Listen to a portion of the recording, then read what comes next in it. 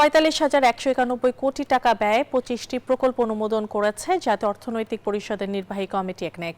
এর মধ্যে সরকারের নিজস্ব অর্থায়ন ১০,৮৮১ কোটি টাকা, প্রকল্প ঋণ ৩২,০১৮ কোটি এবং সংস্থার নিজস্ব অর্থায়ন ২,২৯১ কোটি টাকা।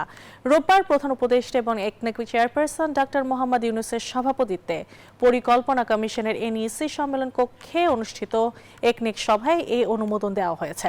এর মধ্যে নতুন প্রকল্প ১৪টি, সংশোধিত প্রকল্প ৬টি এবং মেয়াদ বৃদ্ধি প্রকল্প ৫টি।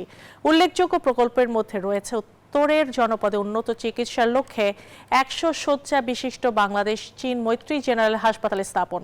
এছাড়া বিজ্ঞান ও প্রযুক্তি মন্ত্রণালয়ের অধীনে রূপপুর পারমাণবিক বিদ্যুৎ কেন্দ্র নির্মাণের প্রথম সংশোধিত প্রকল্পটিও একনেকে পাশ হয়েছে। সংশোধিত এই প্রকল্পে ব্যয় বেড়েছে ২৫,০০০ কোটি টাকা।